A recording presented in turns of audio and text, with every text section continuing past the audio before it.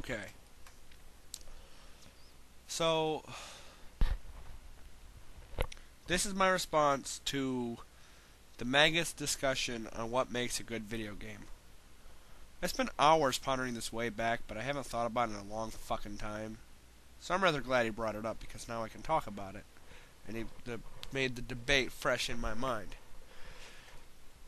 Now, there are some things in general that all good movies should have, like tight controls should be mandatory for all games.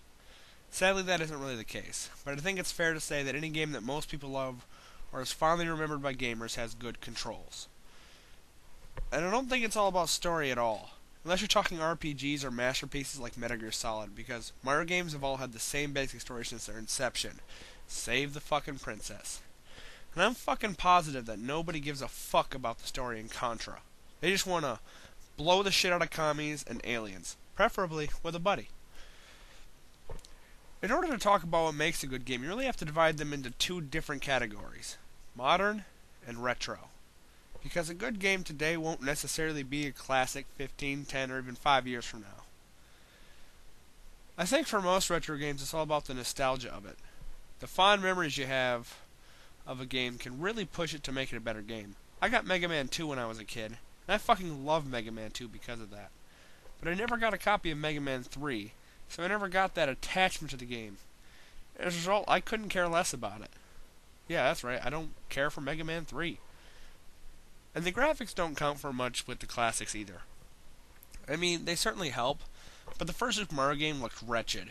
But it's still really fucking fun to play. Whereas with newer games, graphics count. Still not too highly, but I really doubt that BioShock would have been such a success if it weren't gorgeous. The atmosphere of the game just wouldn't have been there.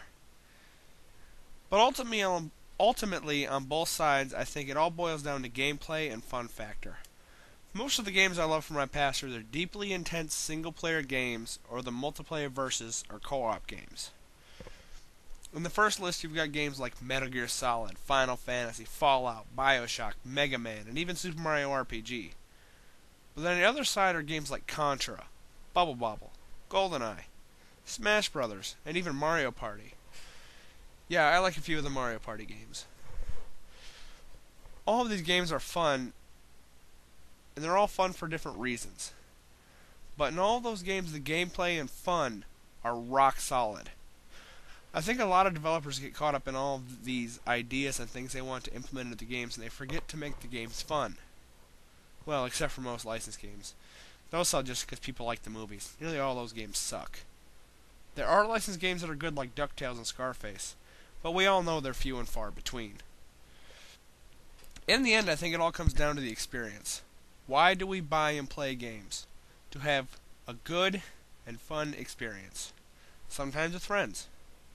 So I'm gonna go play some fucking games now, because I'm hankering to have some fun.